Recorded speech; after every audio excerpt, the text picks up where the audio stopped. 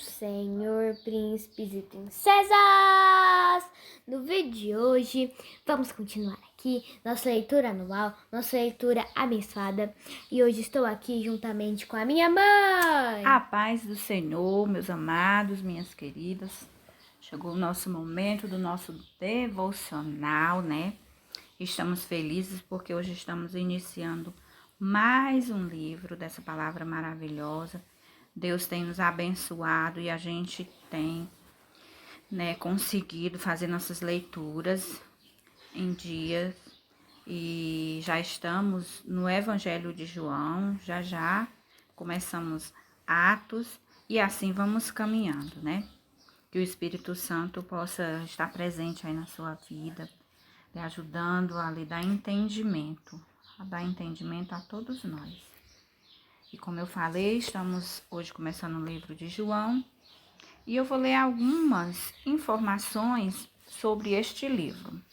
São poucas informações, se você quiser saber mais da biografia de João, é só você acessar a nossa página. Eu sempre deixo o link na primeira leitura da introdução de cada livro e lá tem uma biografia bem grande aqui na descrição do livro.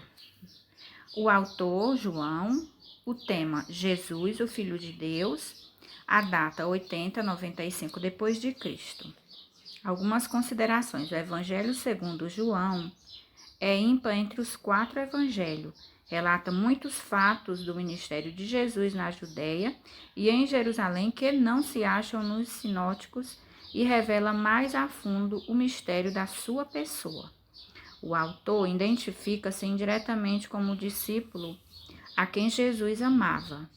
O testemunho dos primórdios do cristianismo, bem como a evidência interna deste evangelho, evidenciando João, o filho de Zebedeu, como autor. João foi um dos 12 apóstolos originais de Cristo e também um dos 3 mais chegados a ele, né? Depois que os 3 mais chegados eram Pedro, Tiago e João, né? Todos já sabem.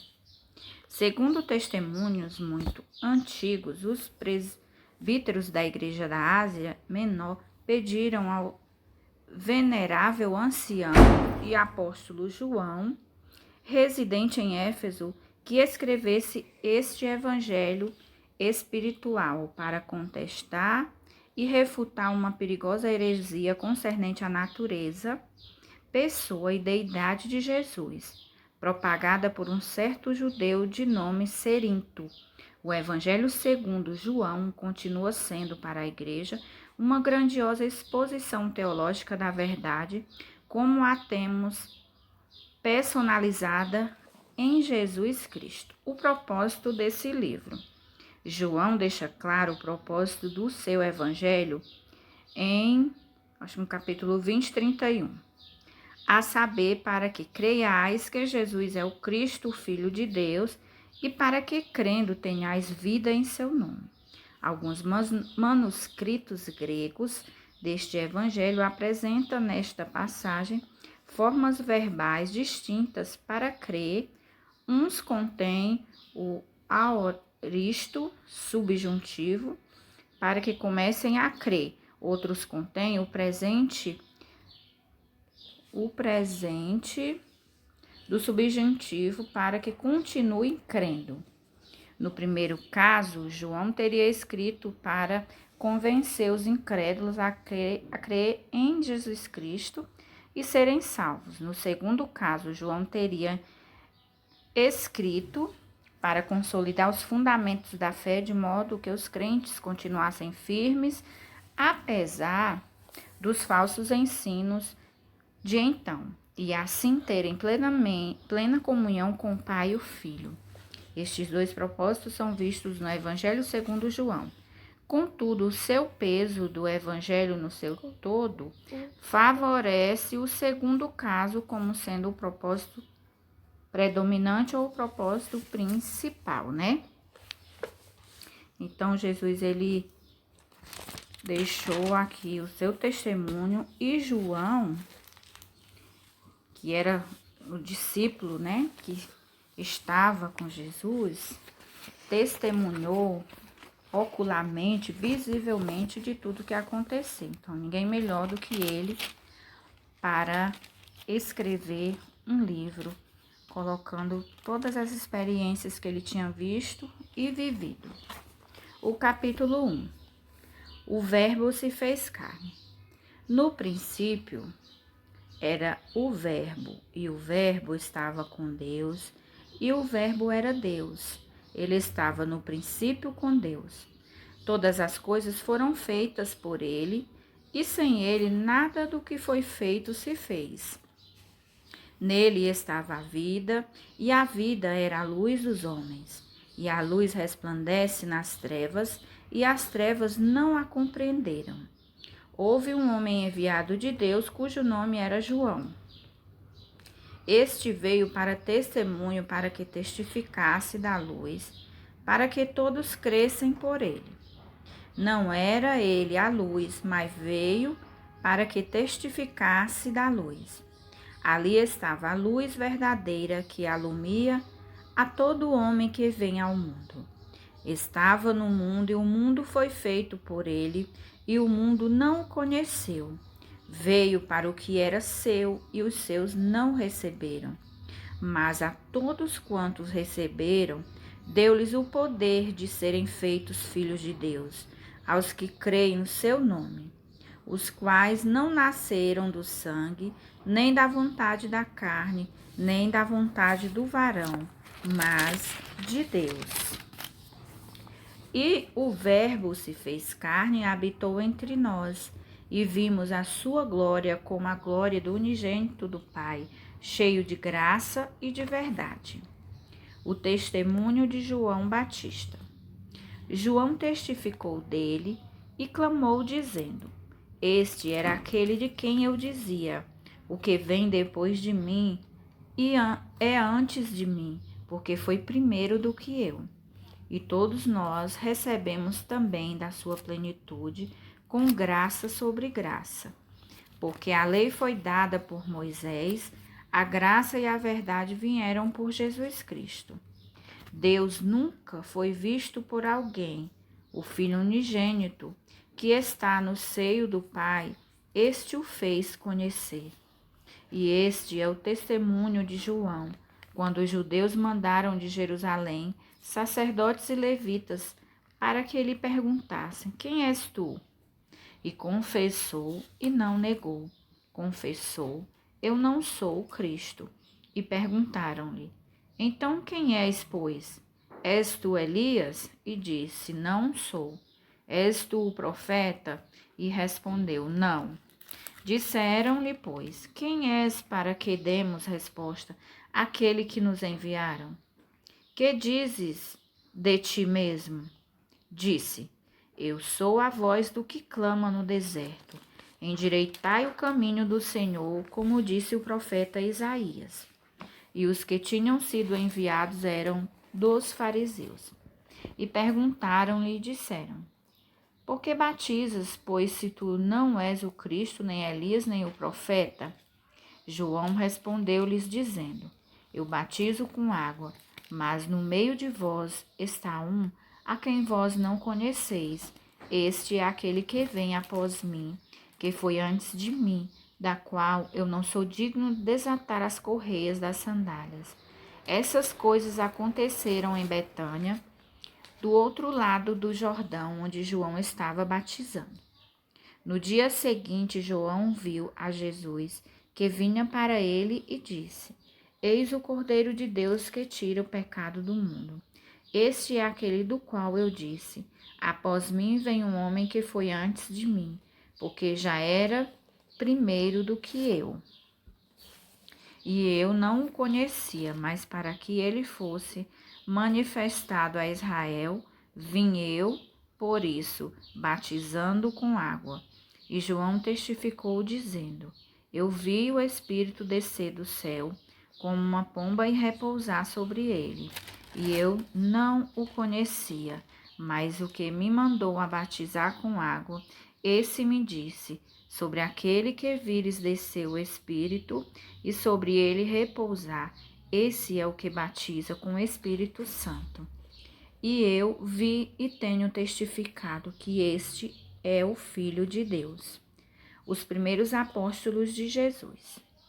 No dia seguinte, João estava outra vez ali, na companhia de 2 dos seus discípulos. E vendo passar a Jesus, disse: Eis aqui o Cordeiro de Deus.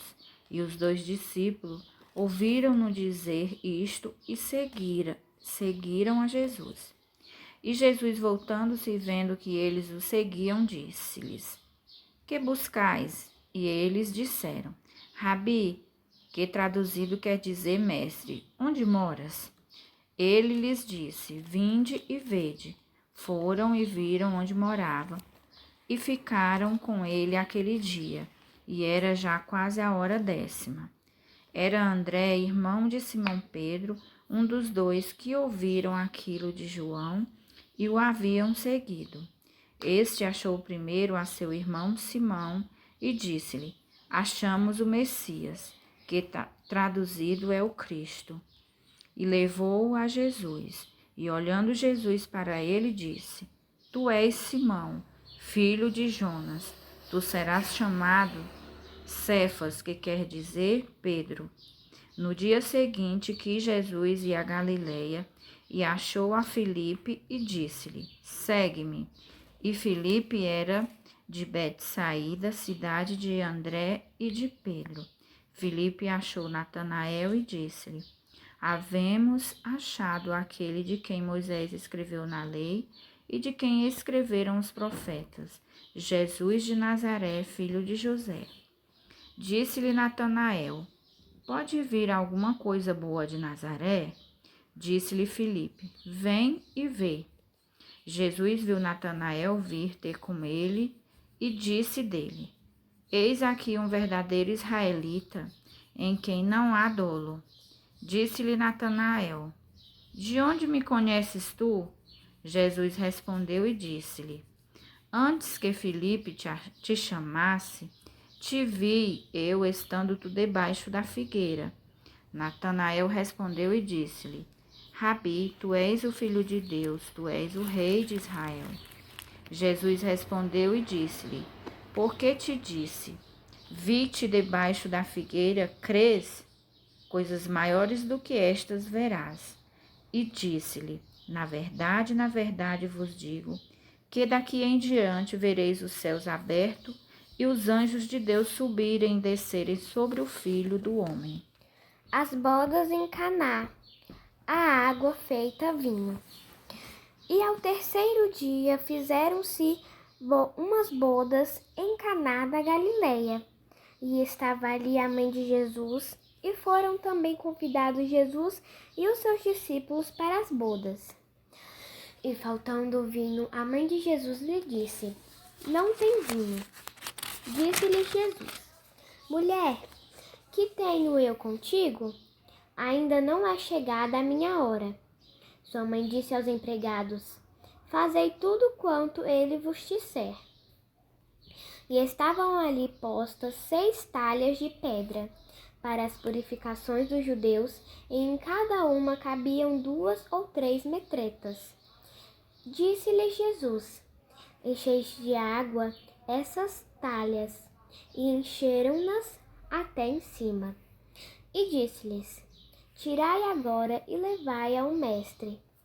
Ao mestre-sala. E levaram.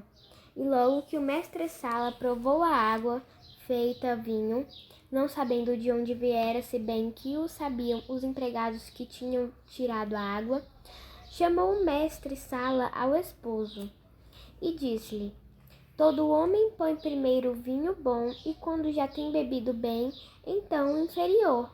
Mas tu guardastes até agora o bom vinho. Jesus principiou assim os seus sinais em Caná da Galileia, e manifestou a sua glória, e os seus discípulos creram nele. Depois disso, desceu a Cafarnaum, ele e sua mãe, e seus irmãos, e seus discípulos, e ficaram ali não muitos dias. Jesus purifica o templo. E estava próxima a Páscoa dos judeus, e Jesus subiu a Jerusalém, e achou no templo os que vendiam bois e ovelhas e pombos, e os cambiadores assentados. E tendo feito um azorrague de cordéis, lançou todos fora do templo, bem como os bois e ovelhas, e espalhou o dinheiro dos cambiadores e derribou as mesas. E disse aos que vendiam pombos: Tirai daqui estes, e não façais da casa de meu pai casa de vendas.